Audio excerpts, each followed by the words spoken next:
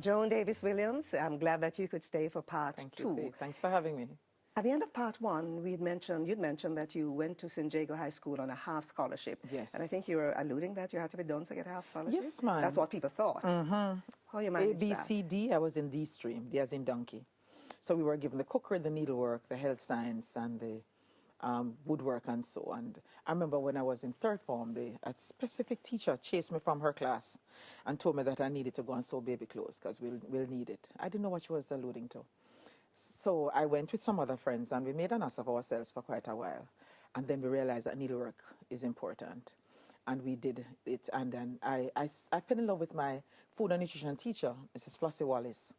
And that woman taught me food and nutrition, and I just wanted to be like her. And Faye, I am a trained home economist. That's my base. And I'm glad that they thought I was done, because you have to be brilliant to use your brains and your hands together. But many persons don't understand that. And I was in this D stream, right up to 5D. And Mrs. Wallace, I remember we started doing food and nutrition in third form. And I couldn't afford some ingredients one week. Because the other weeks before that, I would... If it's chicken, Mama would give me the little piece of the little leg, the wing, and I would take it to school. And once we took something for practice, that was what Mrs. Wallace was concerned about. So it don't have to be a pound of chicken. If it's even one part of the tip of the wing, she's happy. But that week I couldn't afford 2 pounds of mince to make surprise meatloaf.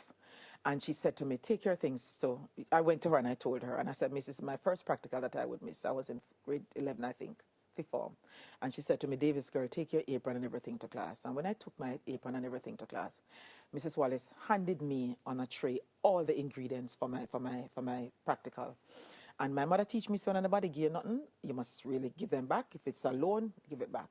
So I prepared my meatloaf with surprise meatloaf with a boiled egg inside and cut and sauce running off it. And I took it on a tray and I presented it to be graded, and she graded my meatloaf. And I covered it and took it back to her. And I said, thank you, miss. And she said to me, Davis, girl, take it home for your family. That woman, she has helped me to be the kind of teacher I am with my students now. Yes? I never missed a class. And I love her. She's still alive. She lives in Spanish Town. Yes.